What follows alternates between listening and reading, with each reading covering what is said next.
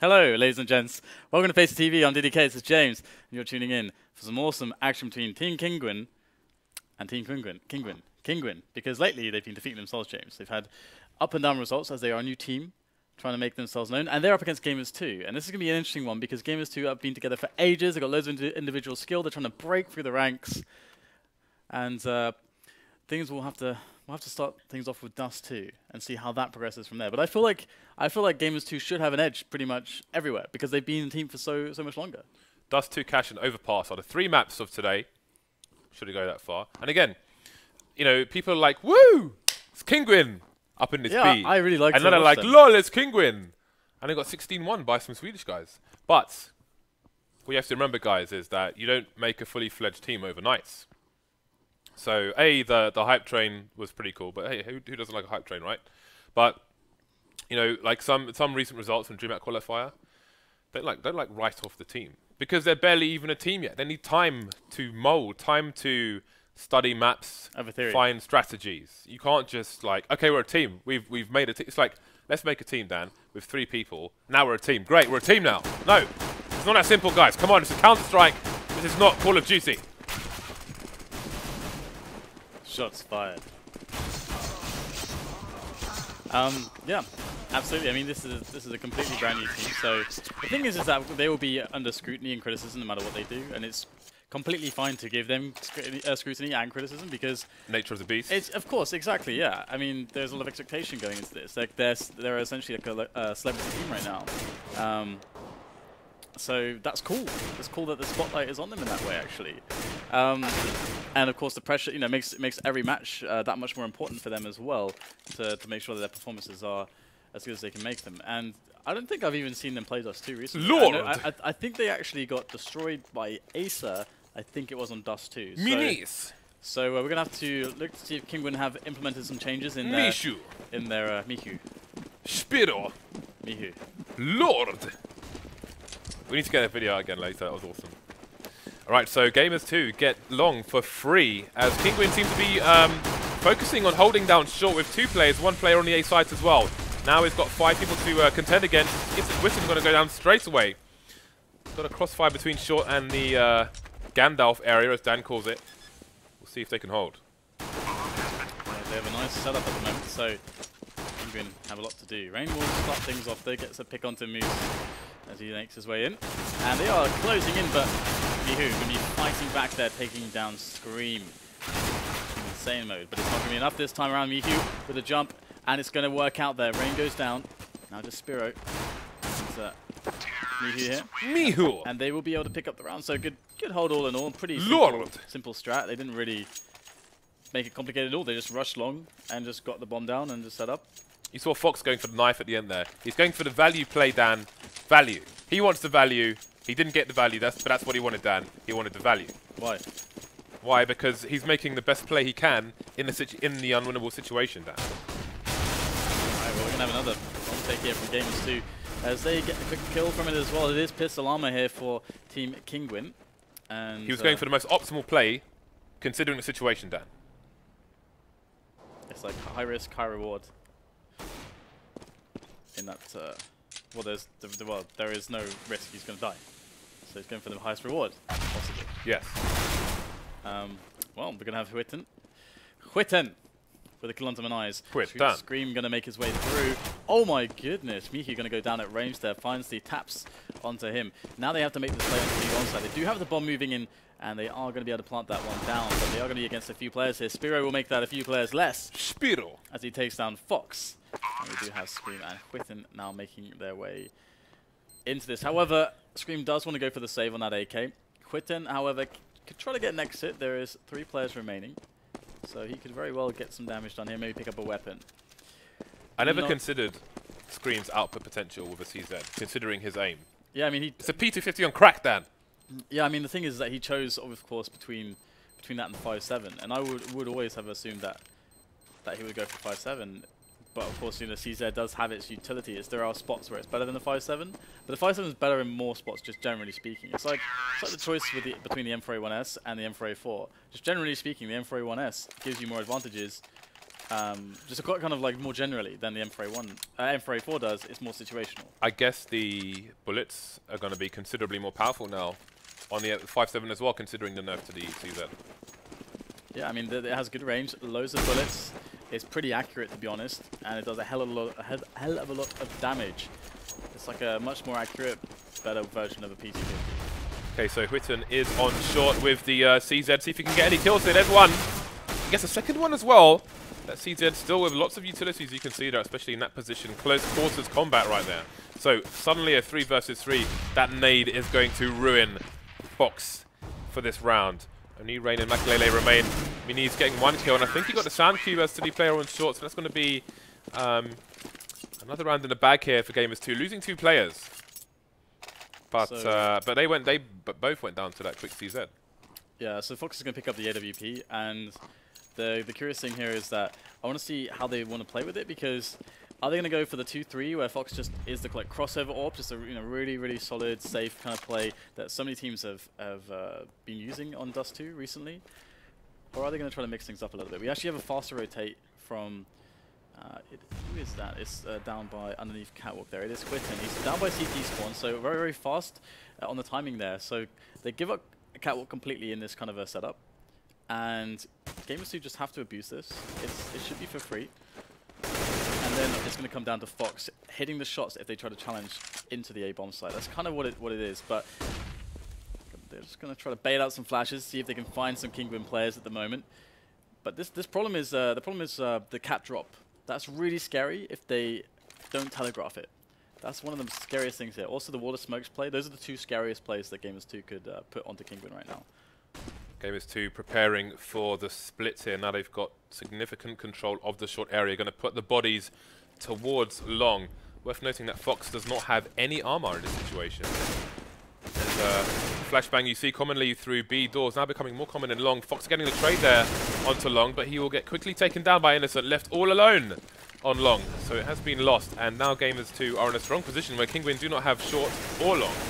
So this retake's going to be hard. They started the round with limited nades. They've got 1 flash, and that's it. So they may all go for a short push here. How much time are they going to put onto this? This is not going to be easy at all. Against double AWPs as well. Yeah, it's going to be the save. This is one of those spots where they just want to go for it. Yeah, they couldn't quite hold on long. It's kind of a smart play for Gamers2 to just... Because the thing is that if you just play really good basic Counter-Strike, you can often just beat really good teams, or really good aimers, for example, especially if you're the T side, because if you are effectively trading into certain areas, you don't need to be a rocket scientist to make those very simple plays work, but having certain positions on the map is very strong. Of course, with the setup that Kinguin were running, or Fox is always going to be in a lot of danger if long gets taken very quickly, and they didn't really telegraph it. They just hit it up so quickly that Fox had to commit to actually just try to get some damage done. And of course he got taken down. Even if he was traded on, even if it went like 3 versus 3, there's still a huge advantage for Gamers2. So that's like a really hard spot that they put Team Kinguin in. So now we're going to see the force up with the 3 weapons that they saved. Now, hopefully for them, they are going to be able to hold on to long a little bit better. But maybe Gamers2 are going to try to condition them to do that. And if there's 2 players on long too much of the time, then it's going to be really hard to stop the B plays and rotate for those. So you saw MINISE push all the way through double doors here to get a frag into CT. There was a bit of an engagement on long as well, but nobody down for either team. You can see this, the default for Kinguin is the... Normally you see the person on a slope flashing in for his teammates, but rather than do that, he was holding it for more of a defensive play if the push came in. But again, Gamers2 just holding on to short for the time being. And Kinguin spread thin on the A site at the moment. We have Fox on A slope, between A slope and CT. And you have Rain here holding down long alone, which is a common spot. Just have a solo player later on into the round. We've got a boost, I think, on short as they're trying to find someone to pick. But there's nobody on the A site. 2 people playing B, and the rotation starting to come in.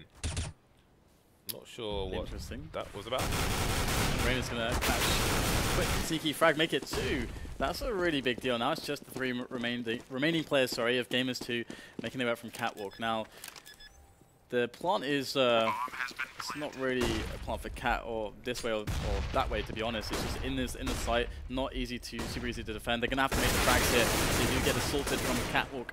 Mouse has to go really hard, but he cannot do it. SZPERO gets annihilated by Scream as well as he enters into the bomb site, and they will get the defuse. So Rain is the hero of this round with that FAMAS by the blue container by Long. He was the one that made that really, really winnable for Team Kinguin. Yeah, but also the fact that he held Long while that retake began. He only died late on, just before Scream came and cleaned things up. So made Gamers2 have to focus on bi-directional assaults, which is very strong for a CC retake. So an example there. Seeing that nade being used more commonly to pass the double doors as opposed to smokes. Covers that gap in crap. So Kinguin back to the default again with 1A slope, 1B slope, 2 people long, retracting 1 after a certain timing. But again, short will be taken somewhat for free for now, with Fox heading over in that direction a bit later on. He's just holding the angle there. Duck down onto the slope if required. 2 Gamers 2 plays heading over towards B tunnels at the moment, but again, you can see short control is very important, but they're only just starting to emerge around that corner now, and Fox has since moved back onto the site. The Gamers2 actually have a very, very slow pace into taking short control. Usually you would expect it to be a bit quicker. And when you see short control just for free like that, it actually gives you a fairly sizable tell that the setup is 2-3, and you know, because it's so common right now, and the free catwalk is a really big indicator. If you want to confirm it, then you can push into mid for an entry and see what you can find out there. That could be why the entire team is pretty much moving towards the B bomb site. Gonna go straight forward though. MINISE with a quick entry onto Mikail, but there's a threat in the corner and Scream, but he will go down immediately. Now what the hell do Team Kinguin do at the moment? They've got a lurker to deal with on short, and the bomb's gonna go down, and there's smokes, nades for days. Yeah, so it looks like it's going to be another save here for Kinguin. Again, MICHU in a very important position, which has pretty much forced the CTs over towards the long area, because while he's heavily tagged, he's still alive.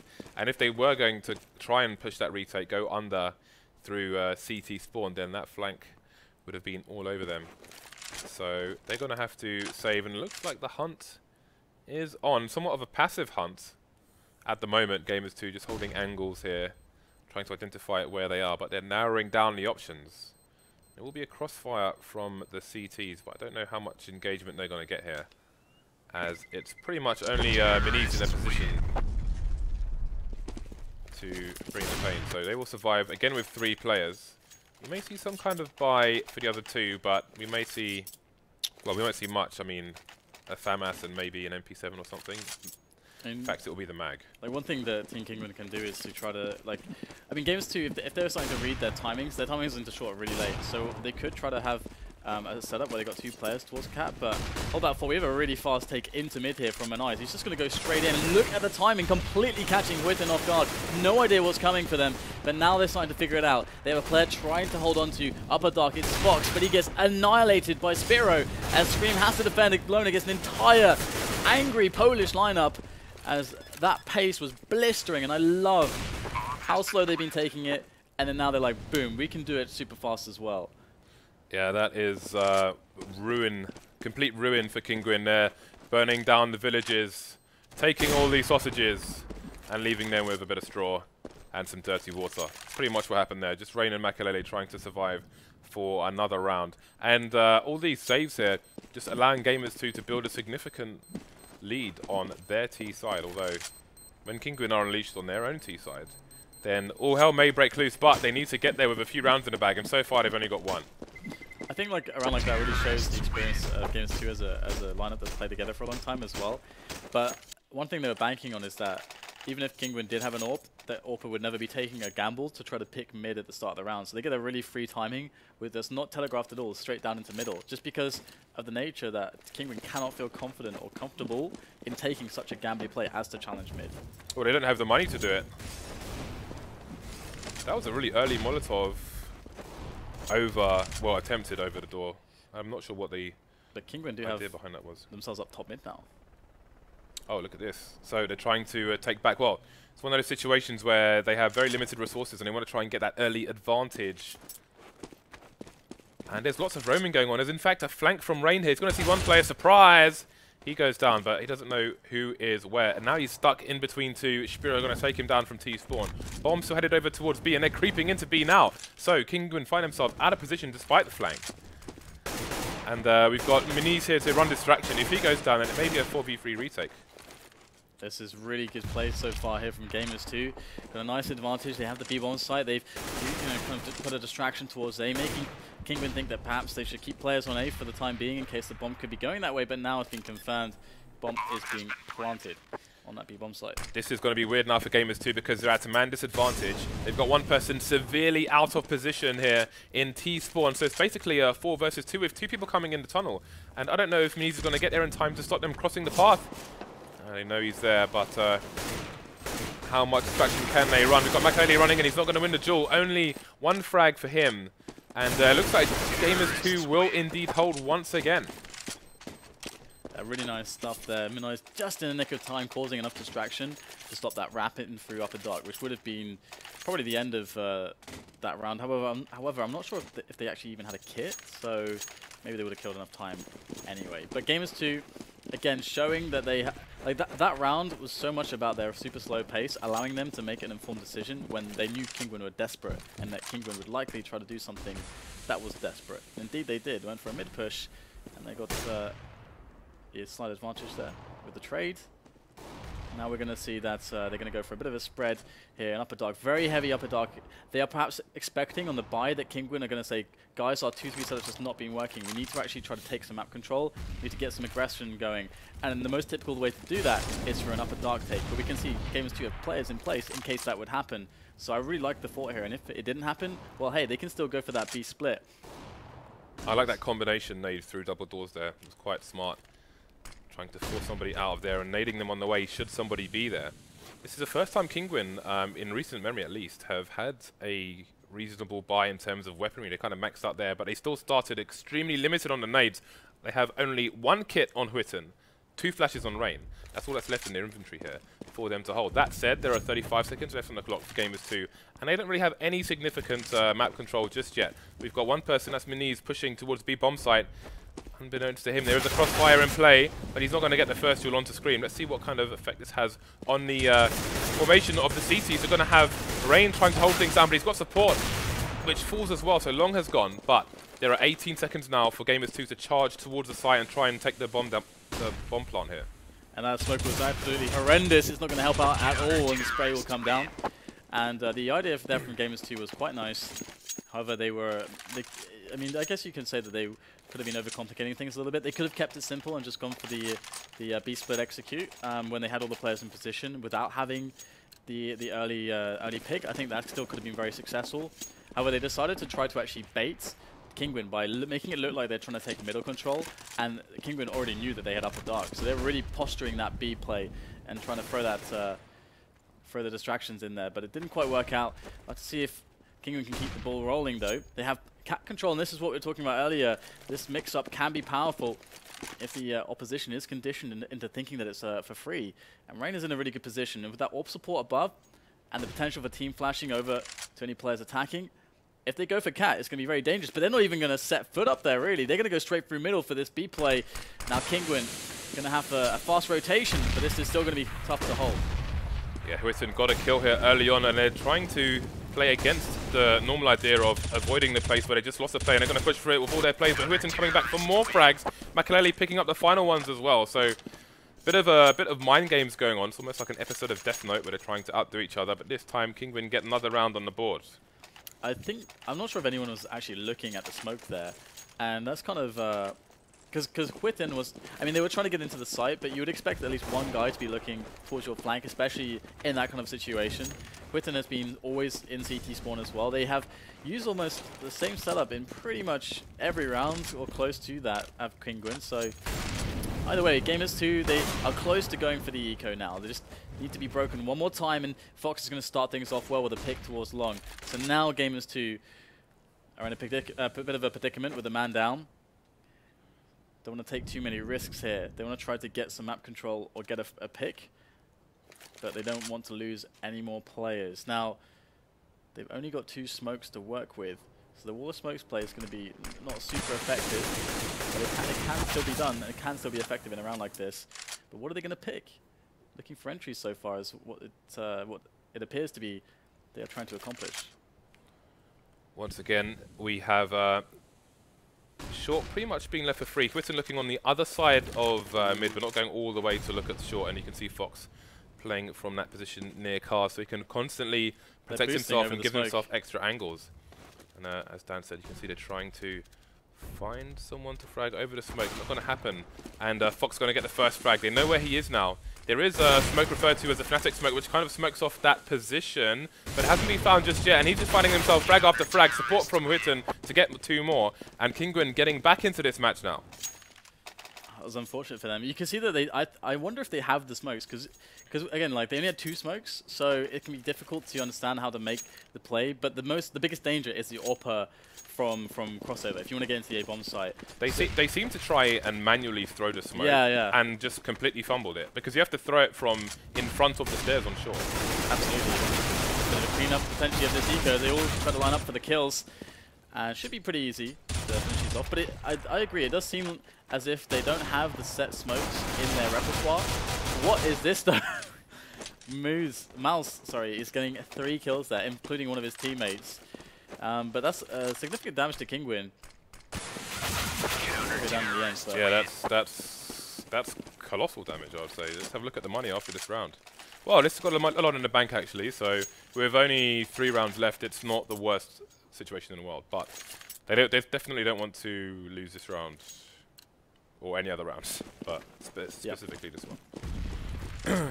But yeah, we can see not having those set smokes can be a problem. Fox, however, this time is going to go for a very quick peek. Wow, that's amazing there from Fox. Takes a quick shot onto an innocent as they move up for the cap push. However, MICHU is still going to make the entry there onto a rain, as Whitten has his crosshair locked firmly on those players as they make their way up blind as bats. Although bats aren't blind. I think MINISE ran out on short with a knife out because of where Fox was. He wasn't expecting somebody to be holding the angle from car where Fox was holding it, but Whitten got a free kill from Long. That said, Long has been lost, and we've got SZPERO moving up there now, which is going to make the retake harder. However, the flank's coming in from Fox. It's not looking too bad so far. Gamers2 still have 2 players in position, although that said, Fox is going to pick up SZPERO as well, leaving everything down to Mouse. He will get eliminated as well. So Kinguin with a nice round actually, and they're starting to make a bit of a recovery here. Gamers2, with the start that they had, probably would have expected to get a little, well, maybe a couple more rounds than this. They can still make it a 9-6 of course, but Kinguin look well and truly on a roll at the moment. And Gamers2, I'll have to see what kind of play they bring in right now. They've shown a really, really fast play down middle. I don't think the logic for that to happen works right now anymore, because Kinguin are going to feel more comfortable. They're going to have AWP spacing. We saw Fox already is doing that. Look how fast they're pushing short this time. They're not messing around. I think they let the Kinguin get back into the game when they kind of overthought things that one time when they had no map control late into the round. This time they're going straight for the picks again on short. Innocent, MICHU coming together to take down Rain and Whitten. That is an empty A bomb site. Kinguin very out of position. They're going to have to force the issue through smokes. And going to have MINISE there, just taking a frag on the lurk. And they did know that he had to be there, but he still claimed 1 kill. And now they're going to have to make the retake happen up from short. And Mouse is going to make life a little bit more difficult. Just Mikail left now as he looks to see what he can get done. Just tossing a smoke to help him out, but SZPERO will get the frag. So 6-8 as Gamers2 reclaim another round. And Kinguin will not have any issues on the buys, but Gamers2 may have found a solution here, which is just these faster entries. Kinguin are being exploited like diamond miners at the moment. They know that short is there for free, and they just took it. Absolutely took it. No messing around. Just nice and dirty. No need for any fancy nades or anything. Just run up short because no one's going to be there. More guns than they have, and that's going to be that. Now we've got a rush B. Don't stop. Mikail forced out of the site already. Going to leave his teammate Scream to try and clear things up. We've got flash plays, but the frags are coming back and forth. Trades for both teams now. 3 versus 2 for the CTs, but it's the Gamers2 side in control of B, but with only 1 player at the moment. This is going to be quite an awkward one. However, they have a guy coming in from T-Spawn at the moment, although they will lose Whitten. So Gamers2 will feel more confident to get the bomb planted now. But here we go. Mouse versus Fox. Very important choice. Fox is actually not going to find anyone just yet. It's going to be down to MINISE. This is the last man standing. Going to go for this. Oh, wow. Straight through the fire, but he does get eliminated by Rain. I'm not sure if he anticipated that, but he responded well. And Kinguin will pick up around number 7 to make an 8-7 first half here for Gamers2. So a very interesting first half, I've got to say. I feel like Gamers2 could have taken some more rounds. Yeah, than they did. I really do think they may have let Kinguin into the game on that round where they just made it too complicated. Yeah, yeah. Because, I mean, partly, sometimes you got to recognize what's working for you. And what was definitely working for them is just moving together as a unit. And we found that when they got back into the match later on after this big streak from Kinguin, that was, again, what was their strength against Kinguin, is their just sheer ability to move quickly into areas and trade efficiently so that they then have an afterplant situation. And that's how they got their lead. If we can see here on the scoreboard, like 4 early victories were due to the bomb actually exploding. And also, we can see a defuse there. So they're getting the bomb down almost every round in the early stages. So it just goes to show. It's worth noting that there is a coach on the server for Kinguin called Daniel with 2 N's. It's not me. It's not. Do you think the second N is a typo? But anyway, I don't know who that person is. Do you know who that person is? No. Maybe somebody can tweet us who that person might be. But it's good to see that it's a brand new team and they've got a coach in tow as well. Country he's from. Could be from anywhere. Could be from Zaire for all we know.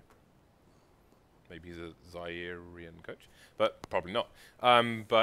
Anyway, it's good to see that they have a coach in tow. Again, a new team should help them mold faster. And again, I think we're going to see them more or less finding their feet. I know they've been scrimming, of course, all the time, like every day. All these teams all play each other behind closed doors, which you don't see. I guess they're still going to be finding their feet across all the maps, pretty much. So we'll have to see how they develop as time goes on. They need to figure out what roles work best as well for each player, because they have quite a lot of versatility in their lineup also. I mean, Scream, Whitten, Rain, and Mikail are all very, very capable riflers, as well as, I mean, to me, the only super clear role is, I guess as Whitten has, volunteered for it, as in-game leader, he can easily in-game leader, but also Fox as the AWPer, dedicated AWPer. Those are the 2 clearest roles. And then, Rain, I suppose, I guess it's between him and Mikail, I guess, on the kind of the entry roles, because I feel like Scream is a guy you want alive in your mid rounds with the rifle. You just do. I think it was Dazed who made a good video about players' roles and what they're used to playing in their teams and problems that can arise. Let's say if there's a map where, let's say 2 people play Apps on Inferno, then one person obviously has to play somewhere else, and then they have to get used to playing in that position. And there's like teething problems and adjusting and all that kind of stuff. So if these players have roles from their previous teams where they may have played the same position, then we may have to see that kind of thing happening as well. Yeah. So there are many variables for this team, and I think we should be live soon. It was about a 2-minute pause. So while we listen to that airplane going past, I wouldn't fly past a war zone like this, Dan. I wouldn't advise it, but make sure you hit the follow button on the channel. When we hit 550k followers, we will be giving away this Bison, signed by Mr. Get Right. But not only that, as nice as this is, I know this is a very desirable weapon, guys. As nice as this is, we will also be giving away my StatTrak gut knife, Slaughter, which is one of my oldest knives. I think that's the oldest knife I own, actually. The one I've had the longest. But anyway, we are back into the game. Okay, so the second half. Yeah, we're going to have a quick boost from MICHU up into Catwalk. And quite a few nades, actually, on Gamers2. As we see, MINISE in a very forward spot. And he's actually one of the players with the most grenades on his team. So it'll be interesting to see how he can use these, as he might get assaulted by a multitude of players. MICHU can actually cover well. And if they do go for that B push, then that rotation from Gamers2 is going to be really fast. So Team Kinguin actually not necessarily looking really good here, especially if SZPERO can pick up some kills. But ooh, instantly ding, that is really painful, but he can still play the crouch game. Oh, there's the nade. Great stuff there. Money! And in comes Mouse and Gamers2 on the retake. Okay, so Mini's got to try and hold things down here. Gets the flank straight away. Very nice play indeed. But there's a lot of guns for these Gamers2 guys to face when they try to enter this bomb site, and they have a smoke, a flash, and a decoy to do it, but they're running out of players. Fox, Rain combining to take down Innocent and Minise. MICHU soon to go as well, just left down to Mouse. and too many guns to contend with for Gamers2. They put themselves in really nice positions, as Dan pointed out there. Didn't overextend, just position themselves to react quickly, but not quickly enough. Too many guns coming through those B tunnels. That nade, Kobe Bryant in the house, ruining lives on the B-bomb site. Yeah, Kinguin tie things up. That's a spot where SZPERO in that position can just easily get 2 or 3 kills sometimes, in some situations. It's just, you just never know. And this time he couldn't get the kills easily from that spot, so... Well, it's anti-eco time, and a lot of teams, what they like to do on the T side here for the anti-ecos is to spread out a little bit, sometimes like this, but then come together for a long take and long push, because it's very easy to use your utility, your grenades, to basically flush any close range players out from long, and then just take long, and then have constant long ranges until you get to the bomb plant, and then it's just, you know, free sailing. SZPERO's in an awkward position. He knows if he tries to jump into the back of site, he's going to get shot in the head. So he's pretty much stuck. Got support coming in from MICHU, but it's not going to be enough. SZPERO taking down Witten. But that's going to be that. mouz, Innocent, and MINISE left to try and get as much damage in as possible. That CZ might come into play here. We'll see if they... I think they might position themselves to actually go for the exits. So you can see, rather than approach from B slope, which would be normal, looks like they're going to head maybe towards... the B exit, which is where the Ts are more likely to go, considering where they're expecting the CTs to come from. That said, of course, they're going through CT, so the plan has not worked here for the remaining Gamers2 players, as Kinguin are going in the opposite direction. Yeah, it's cool to see that Kinguin is up there with that B take. Can be very effective as well. Something that I really like that NIP started doing on Inferno is on their anti-eco round in this spot where you're maybe expecting pistol armor. Of course, Gamers2 actually did, by the way, the smart thing, and they didn't get armor with their pistols because it doesn't really help you that much on a map like this. This is one of the hardest maps to basically win a pistol armor eco, or, well, it's not really eco, but a pistol armor force. It's the hardest map, I think, to actually do that at CT. So it's smart that they didn't do that. They're going to need all the money that they can have for those big weapons, all the nades and stuff, when they do actually go for the buy. So I do like that option, and already Scream's going to make an entry into the B-bomb site for his team as they spread out. But they do have help. They can always trade here for Kinguin. No one's really alone. Gamers2 trying to stack wherever they think these Ts are coming from. They abandoned very briefly the A bomb site. Now they're going back. Now they're going back over to B once more. But Kinguin just teasing, poking, prodding in all kinds of directions at the moment. Gamers2 asking questions. You can see the push coming out now. We had MICHU just trying to bait and just suggest nobody's in B tunnel by shooting from the back of B, but Scream was wiser than that. Took down the player. So, 2 CTs remaining now, yet to find a frag. Scream only on 6 HP, so he's going to maybe take a back seat for the remainder of this round. We have an interesting situation here in lower tunnel, and MICHU doesn't want to be playing around with his knife right now. Doesn't get the frag. He wasn't really walking... His crosshair placement was a bit all over the place there. There's that CZ coming into play. Very dangerous weapon indeed. Gets reload in, but cannot save the AK. Yeah, well done by Kinguin there. You see that they actually forced the rotation for a free A bomb site, which is nice. And now it's the buy, and we have the full buy pretty much from Gamers2. We do only have 1 kit on mouz, and that could end up being an issue. You never know.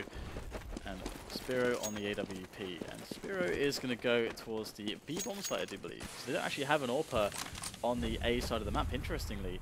So it looks like they're just going to put him on the plateau and then just be done with it. So interesting choice as far as how you use the AWP. And that's actually really strong as well. If Kinguin go for that style where they play a really heavy kind of picking style, that can be really strong. But Kinguin now have catwalk control. Dark control. They have all the... This is the basic round now. This is fairly similar to what we saw in the other half, actually, in terms of the like the peeking through mid from Gamers2, the control of short from the Ts.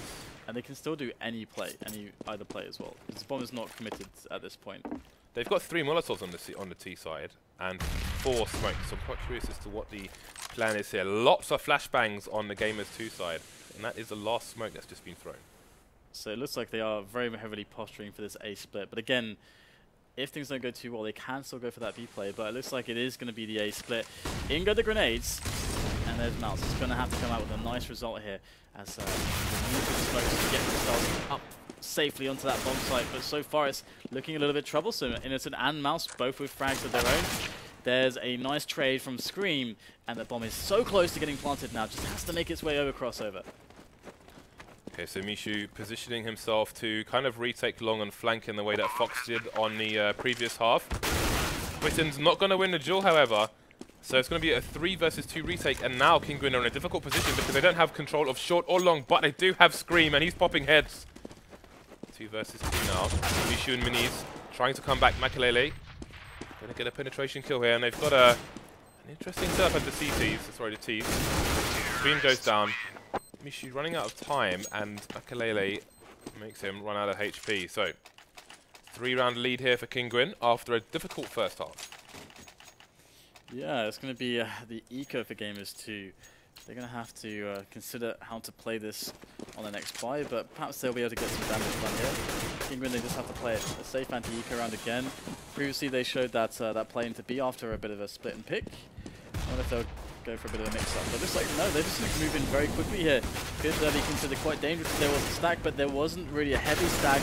Just 2 players immediately, and then there's a third one we'll deal with, and they did not maybe expect mouz to be hiding there. He's going to go down as well, and the round will be won by Kinguin. So I'll have to see if Team Kinguin can get a nice situation here. As you can see, they've got a big streak of rounds so far in this second half. They've got the double AWP setup out there from Mikail and Fox, and we're going to see a double AWP from MINISE and SZPERO as well. So this is where things get interesting. This is what your Fnatic and IP Dusty is always all about. But Fox is going to pick up the early frag. Mikail looking to do the same. He won't pick it up just yet. And MINISE with a reposition towards Cat. Oh, again! Wow! Wow, that's ridiculous. See you on YouTube, Mr. Fox. Okay, well, there's another one. So Fox versus Gamers2, and he is 3-0 up at the moment. He's only got 1 life, and he's taken 3. Oh my god, just the 2 offers left. I think Kinguin should just stand there at double doors and let Fox just clear up. And he's trying to do so, but that AWP nerf's going to make him emerge slowly indeed. And his fun, his party train, Dan, has stopped. The police have come and they've taken away all the red cups. Well, the thing is that they know where MINISE is, but they're still going to move into the B bomb site, interestingly. They're going to actually take the kill. So there's nice. SZPERO is going to go down. And oh, they get MINISE as well. That is just such a flat round there from Gamers2. It's like when you open up the the carbonated drink, James, but there's no longer it's been out for too long. It's stale. It's no longer carbonated. It's just flat. I can't find the link there. Got to be honest. Oh wow, SZPERO not having a great time going through those doors. Might have to get the nade out to pass because he's getting dinked. He's got the mag, and they want to frag. Lonely man standing on a box. Yeah, Kinguin, again, just taking it slow. They just have to be very wary of any pushes, and they have essentially exited that kind of timing on the map now. So now it's time to get some basic map control, as it's very unlikely Gamers2 are going to go for like a delayed take of some control at this point.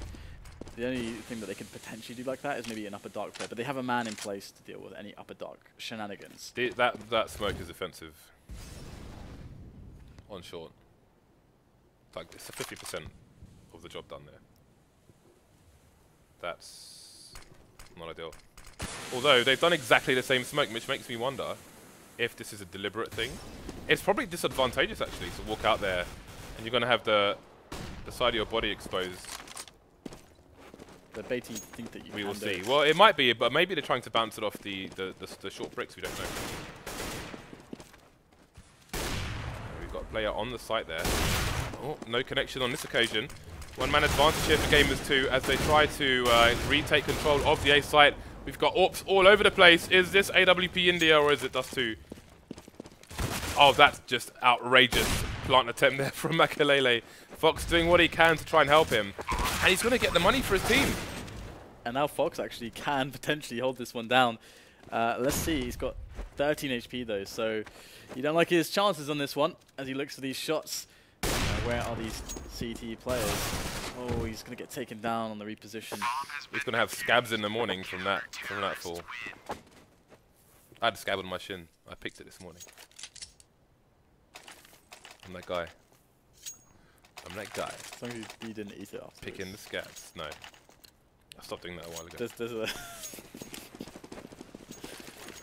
There's the line. I think you've there are no lines. There are only circles. You've hopped, skipped, and jumped over it. Gamers2 are being savaged through these metal doors, Dan. Savaged. MINISE, dead. SZPERO, 36 HP. Bad times, double orbs, Fox, Makelele.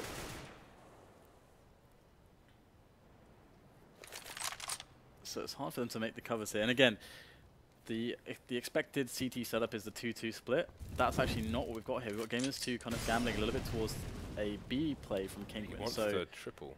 Normally in this spot, the T should attack A because it's much harder to hold that down with 2 players. Rain picked up the AWP in double doors and disposed of it. He just removed it and picked up the AK again. Big pick though from Mikail into the B-bomb side. That's going to basically do the call for itself as they are going to try to make their way in now. But mouz is quickly in position as he was in CT spawn. He's going to get 1 frag, has to switch to the pistol. Looking for the second one, is close, but not quite. And that's actually going to give Gamers2 a really good edge on the B-bomb side. But Kinguin have recognized this. They've fallen back and now they're holding. There's 25 seconds left, so they can still actually just go for that B play. And of course the rotation has been forced. Gamers2, of course they have to try to go for this and get ahead of the play. So well done on the call from Kinguin there. Dan, 3 AWPs! Why is the headshot machine using an AWP? Why is there 3 AWPs? That's what I want. Why is Scream using an AWP? We got a tag there. MICHU going to be able to pick up both frags. And now it's down to Mikail. He's got no time to play with. mouz just has to play the time with Innocent. And there's nothing that Mikail can do there. And you do have to wonder why they're trying to enter into a site with 3 AWPs when they have to all be running. I feel like that's a confidence thing there because... I feel like it's a stupid thing to do, James. It is also that, but... Stupid. You have to assume that they feel like they've won the map already because Scream with an AWP. No. Scream is a headshot machine. It's just really weird. It's just like, if there's a rifle there, it's incorrect decision making, to be honest, but...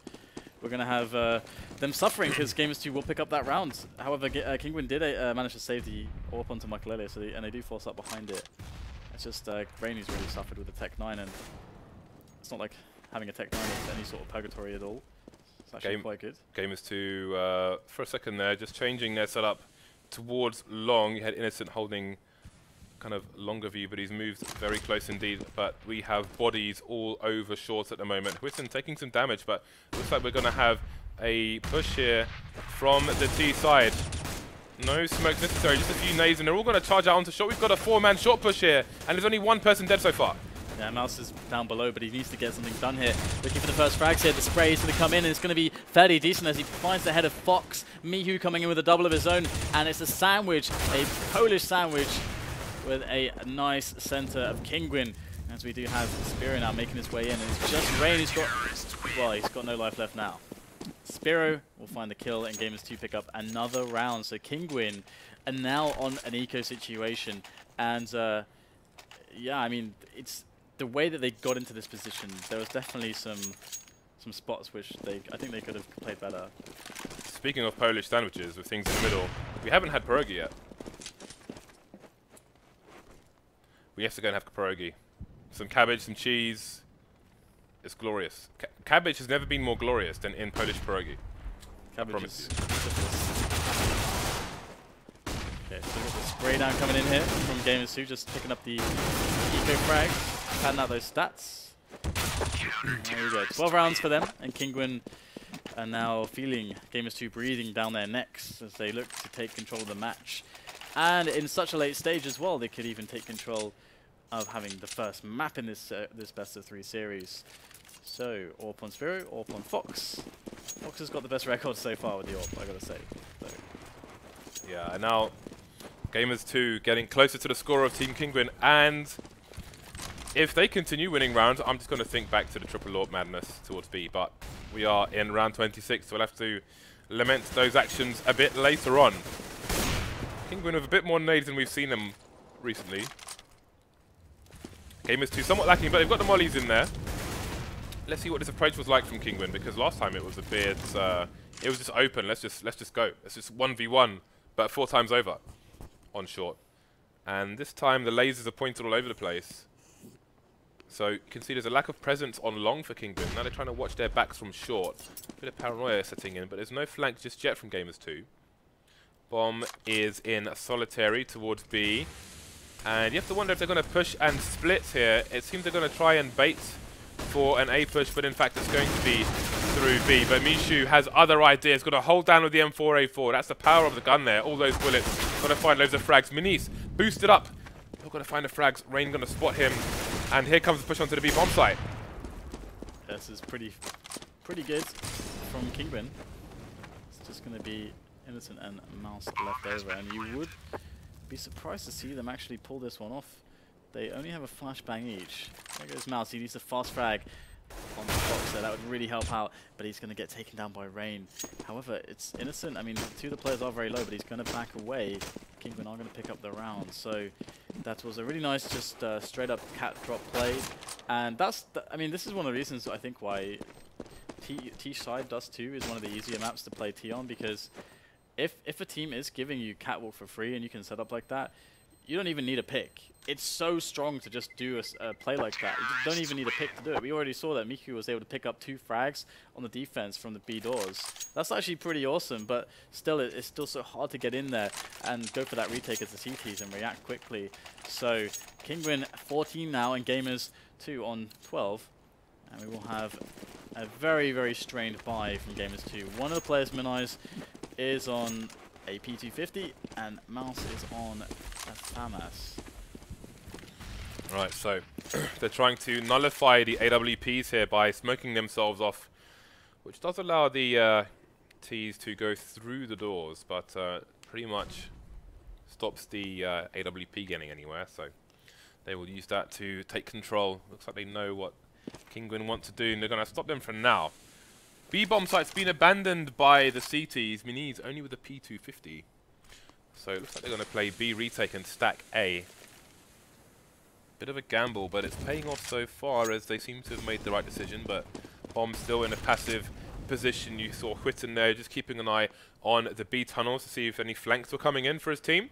There will be no flanks. They're all over towards A. Scream now, you can see him looking for some information, but MICHU, who's been boosted up here in a very sneaky position indeed. Actually, sorry, they've got one person on B, but it's cut off on my screen. And that's going to be SZPERO. So MINISE is through there with a quick pop flash. They're still curious as to what is actually happening. There's a very strange timings here from Kinguin, and they're trying to really mess Gamers2 around, but it's finally going to actually be pushing in to the bomb site. We've got MICHU with a nice kill there, making his way up onto catwalk. SZPERO there for support as MICHU goes down. Has to take this frag. He's going to pull it off as well. It's going to be a rain downed by SZPERO, but he's got still quite the task to accomplish. Whitten and Fox got to go for the plant there. In goes the nade, but neither of them are quite low enough. But SZPERO is able to take the head off, and Fox, oh, Whitten gets low, but SZPERO still will go down. Good stuff there from the in-game leader of Kinguin as Team Kinguin go on to match point, or rather game point, map point, but not series point, as this is a best of 3. Gamers2, the buy looks even worse this time. Oh dear. Oh dear. We've got a big pop of pump on Innocent. Oh, we've got shotgun shells all over the place, and SZPERO's getting tagged again through double doors. There are some times you play Dust 2 and you just get tagged like every single round, and it's intensely irritating. So I feel for SZPERO. Already in dire straits with the buy. 3 guys in mid though for Gamers2. They're trying to gamble a little bit here. And Kinguin are going for a big rotate, so Gamers2 with their little gamble might not pay off if Kinguin decide to go for a long play. Does look like they are going towards long at the moment, so I'll have to see what Kinguin decides to go for right now, but Gamers2, they need a good engagement. That's not a good engagement at all. Rain is going to take an easy kill onto MINISE, and things could only look... That's more of a divorce than an engagement. Oh dear. See what I did there? No. Huh? Go away. Go away. Shut up. Shut up now. No, don't shut up. You can do some commentary too. Oh, thanks.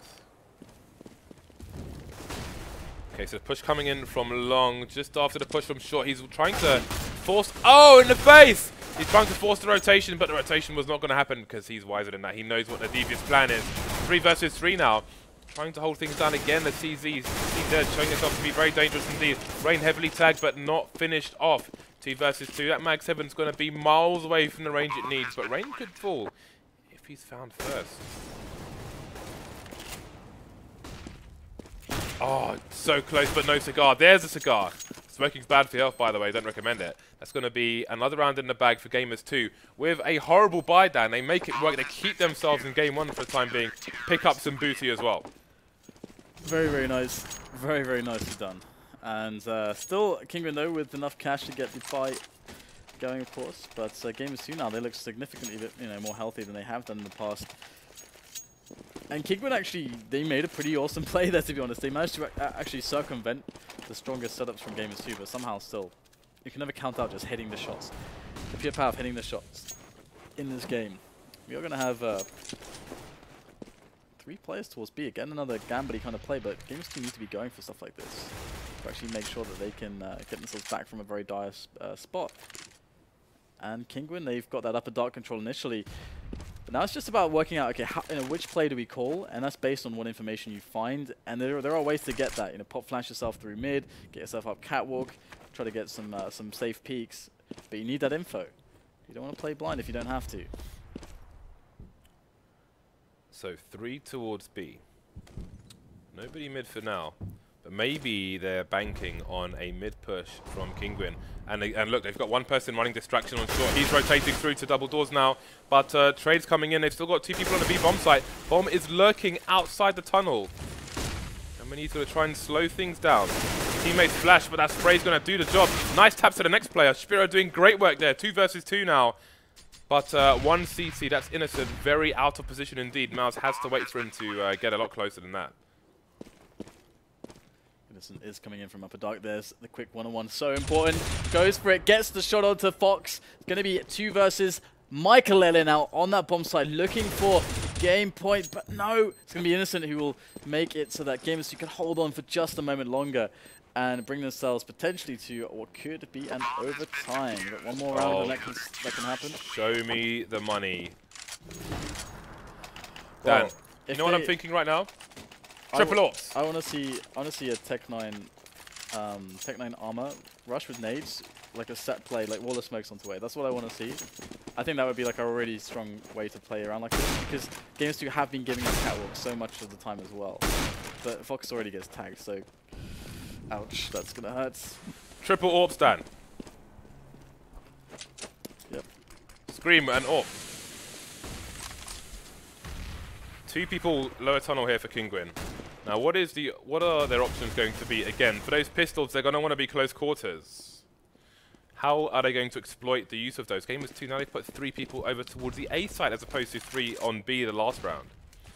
But that nade combination coming in on short. I really want to see the wall of smokes play with this, because they need to get close, and the only way to get close to the Tech 9s to get a quick plant and then post plant is the wall of smokes. Now, if that happens, Mouse has to stop the bomb from going down, and they are going to go for this. No wall of smoke. Okay, there is actually some kind of a half wall, but that's not good enough. It's going to be easy fragging here from Mouse. He's down low though, but still, the bomb cannot be planted, and they are going to clean up and get themselves the overtime. So it does seem like Kinguin are certainly lacking some of the set smokes, just as Gamers2 seem to be as well. I can understand it on the Kinguin side though, because they're a new team, and A, you've got to learn the smokes, but B, you have to understand who is supposed to throw what smoke as well. And that's in multiple situations on multiple maps, so that's going to take some time. But at least they got their Fnatic smoke down. Hello. They got their Fnatic smoke down where they smoke the top of A slope.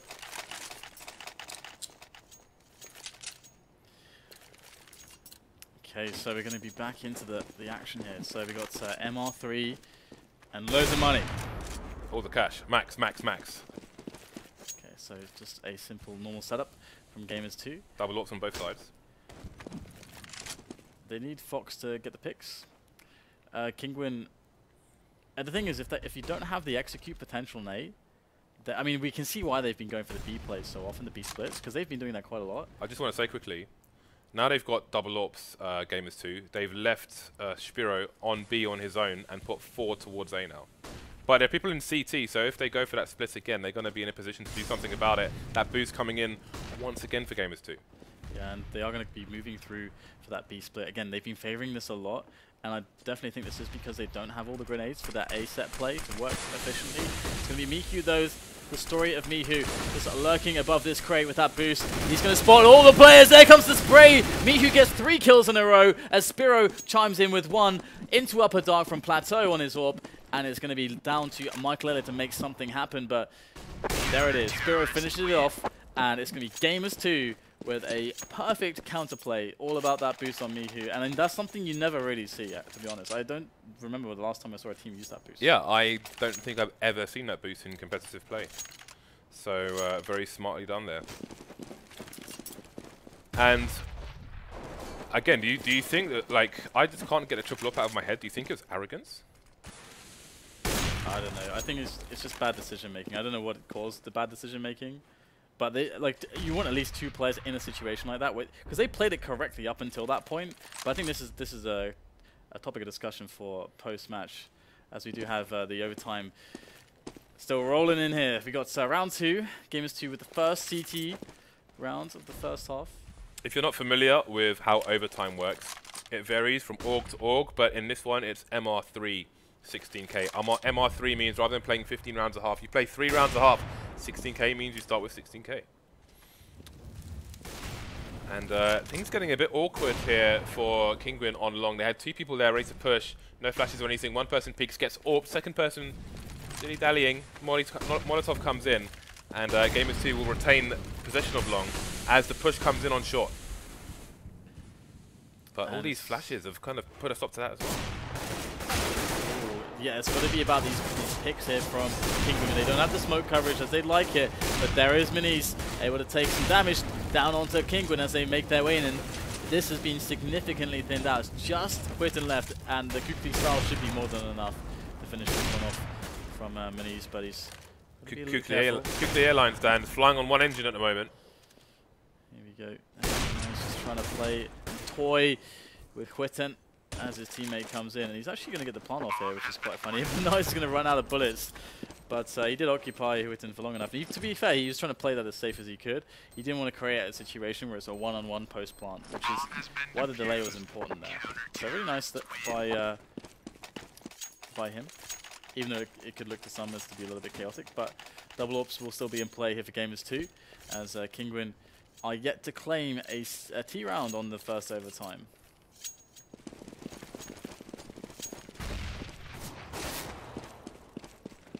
Okay, so Fox once again just ripping people through those doors. He has been in his element on this map doing that. And again, SZPERO finds himself in a position where if he jumps up, he should get shot unless one of his teammates smokes or nades off. You can see that smoke has indeed come in to save him. There's 1 2 behind that red box. You're more or less stuck unless you get the assist. Gamers2 being down a man early on is very problematic. Getting aggressive to try to even that out is certainly a valid choice. And we're going to see Mouse behind the stairs. Again, this is not super common. It's not something that's really shown all that much. So it could be the element of surprise here. Oh, gets flashed in the wrong moment and gives away his position to boot. And that is going to be Kinguin with a significant edge in this round. But Anderson can still do some serious damage here. If they are going to go straight up here into his crosshairs, you can take down a couple players.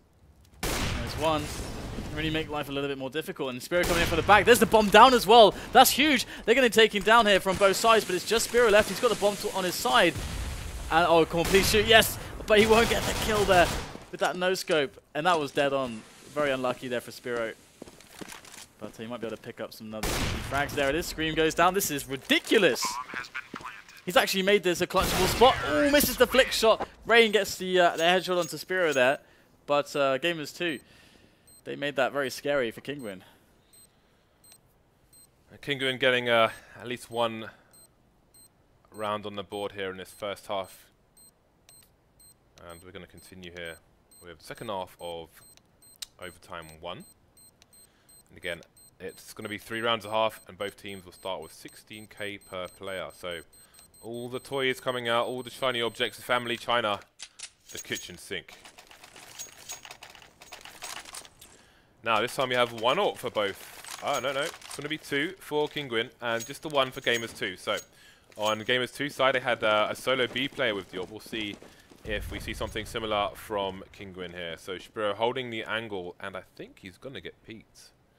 From Mikail, I believe it is. Yeah, indeed it is. Okay, he's going for the Smith style. SZPERO going to completely change his position. And Mikail is going to cross over so we can watch short instead of T spawn. In the meantime, Fox is around A, so he's there if long needs him, but also short. So we're going to find a solo B player anyway, but Sans Orb. Really cool so far, actually. The way that the orbs have been played between both sides, and Mikail will get tagged, and we'll have to back up. 1 HP, I can't believe he survived that. Okay, so they are trying to set up for a B play at the moment, our Gamers2. That bomb down there, but gonna take Catwalk for free and see what they can actually get done over here. See if they can spot the players close range. It's gonna be Fox on the angle. No trade though, that's a free frag for him. And a smoke off to just rub it in. The SZPERO can't do anything, so they're gonna have to go for that play into middle if they want to move now, and that's what they want. So here we are, Gamers2 gonna make their way in.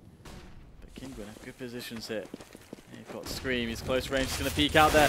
Can't get it done though, MINISE with just 1 bullet able to take down Scream, but Fox going huge there. 2 frags from him now. As Mikail is at the back of the site, and he's going to get the last kill. Good stuff there from Kinguin, very nice hold, only losing 1 member. So pretty impressive, but yeah, gotta love, sorry. Fox having another monster game here. Just frag after frag after frag. Things tied up for Kinguin again.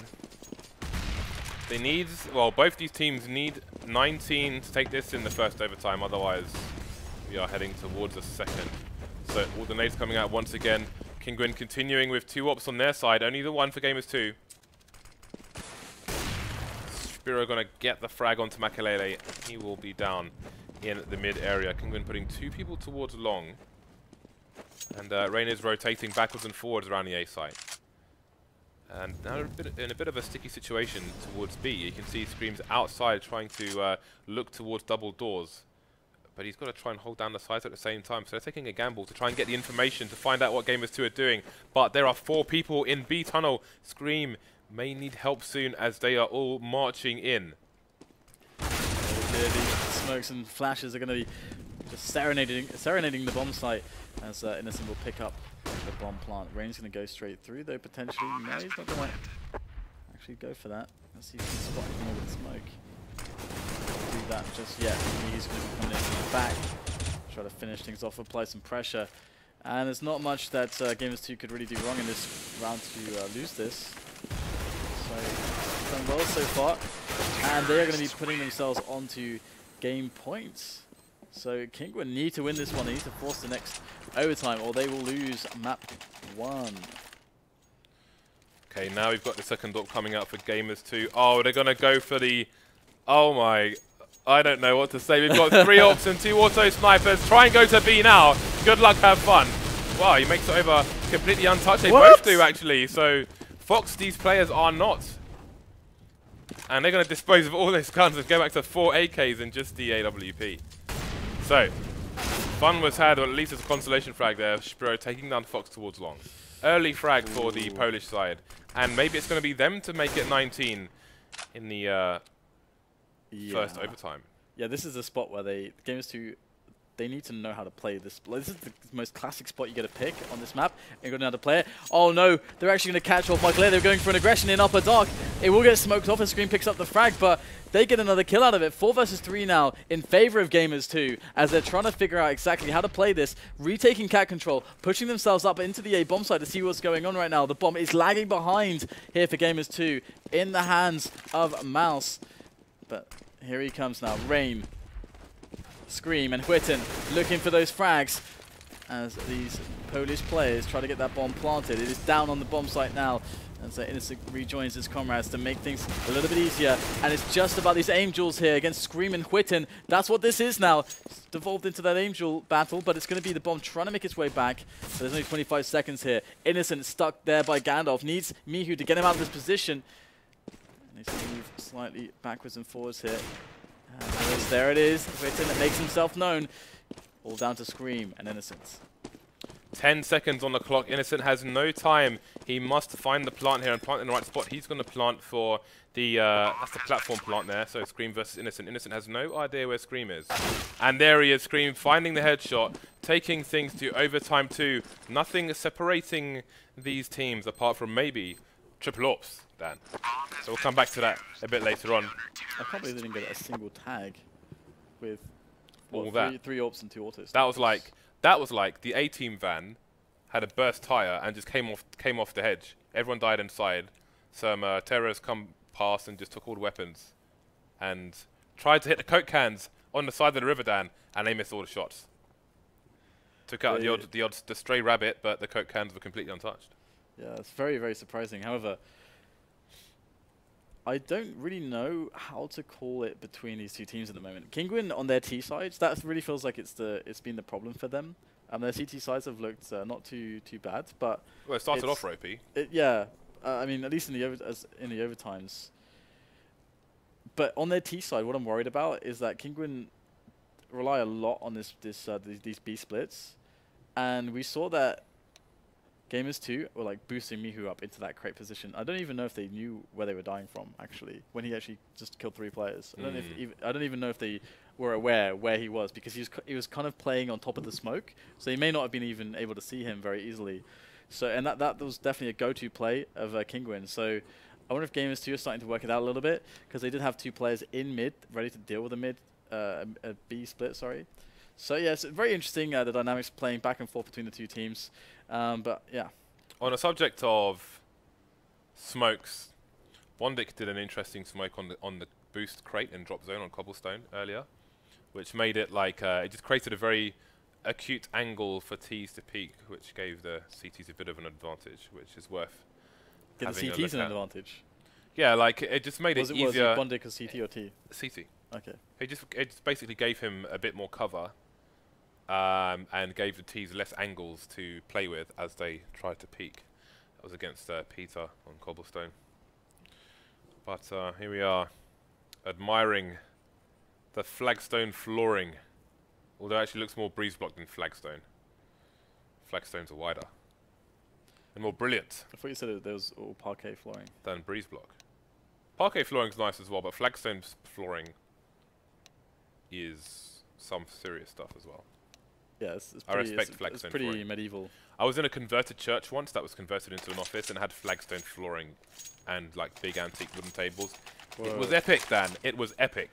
I would walk in there feeling like I'm about to die, because I would feel like I was on a set of Game of Thrones or something. That, you know, if you get some goblets in there, yeah, a few candles, then you might be.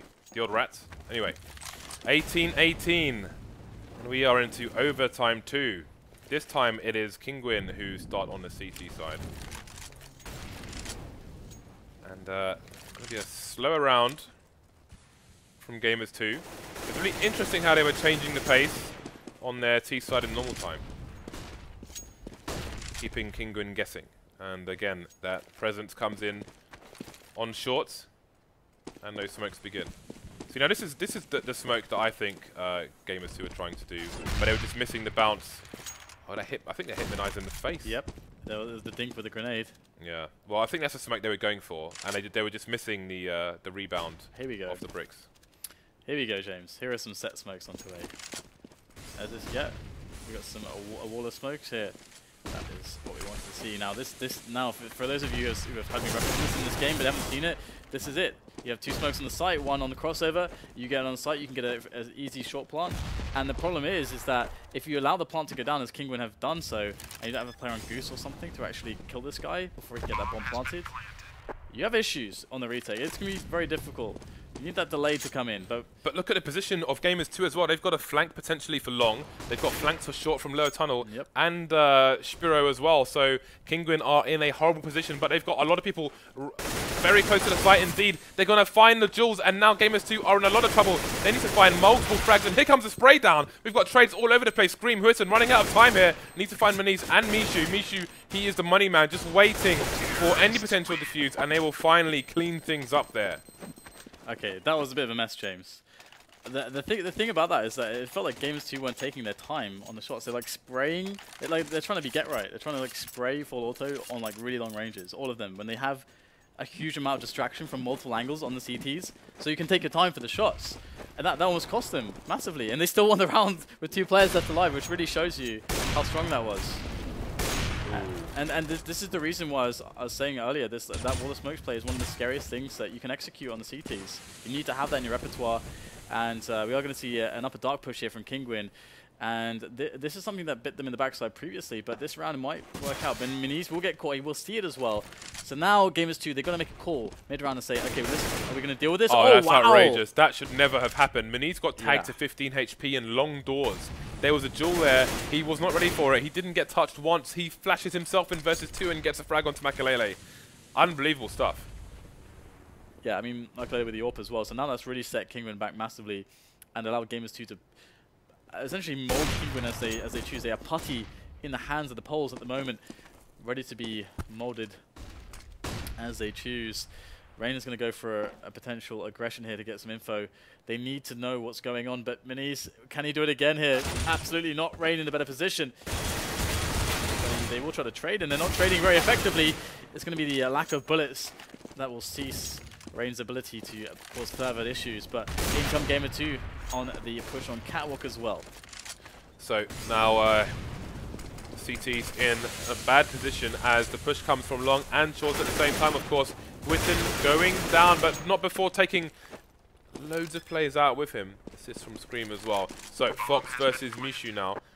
Fox has been so dangerous with the AWP. Oh, we've got a bunny hopping around on the site. Going to push the issue with this P250. MICHU down to 28 HP now. Fox going to have time to reload the M4. Next, it's basically the first shot wins at this point.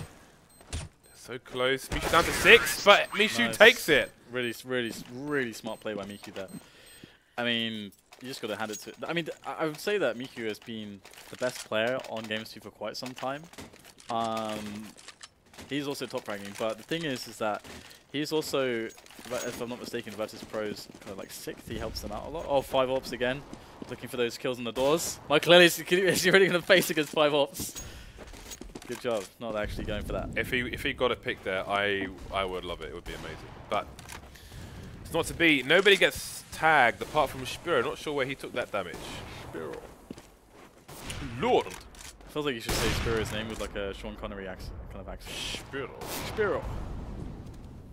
So, Mikail is looking for those jewels, but he's going to get out of there, which I think is a good idea because I think he's lost a few of them and been the early pick. What is this? This guy is an infiltrator. He's not been spotted. Oh no. Oh no. Mikail gets taken down from the side, and MICHU, he could have just won Gamers2 the map with that play. How on earth did he get up mid like just completely for free like that? It's just Rain now. But it's surely not going to happen. He's just 5 players. He will go down. And there it is. They didn't get a single kill in that half.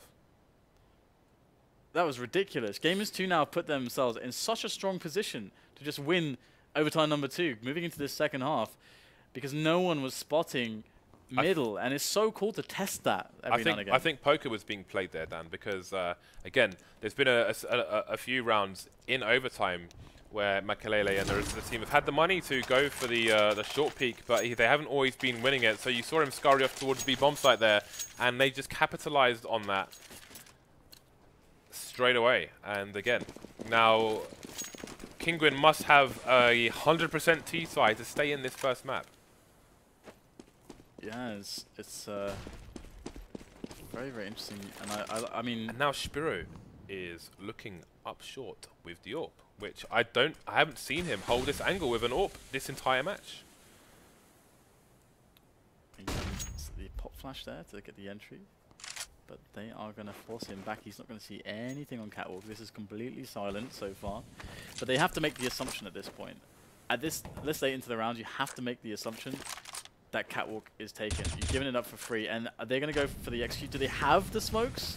Do they know the smokes? They're just going to go in here. There's no smokes in from Kinguin. They've still got 3 smokes to throw, but none have been used on the entry. They're just going to rely on the Angels so far, and it is paying off at the moment. They've gotten themselves into the bomb site with a man advantage, and the CT positioning is not all that stellar. we've got Mikail looking for the flanks there. He's going to take one down. Fox going to come in with the second AWP and do the same. Innocent and MINISE to do as much as they can. MINISE is in an interesting position now with only, oh well, there's 2 people on the site. It's planted for short as well, so this should not be doable at all. Misses the first shot, gets double peeked and picked by Whitten. Just Innocent left to try and do as much damage as he can. Maybe pick up the AWP as well. But he's going to be up against a lot of Kinguin players. So 1 out of 3 down, Dan, but there's still 2 more to go. Yeah, I mean that's an interesting spot because they kind of dry rushed that. There was like maybe a guy threw a flash and a Molotov or something, but that was kind of it. Gamers2 had all the coverage to get like sick AWP shots as they were crossing, but they just didn't hit anything. 3 AWPs on the auto. Is he crouching? I hope he's crouching.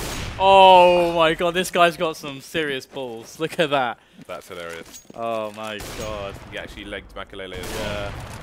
What a man. SZPERO. Alright, so let's have a look at the layout at the moment. Topography. A slope. CT spawn for the CTs. As we've seen in every round, Short is in control of the Ts.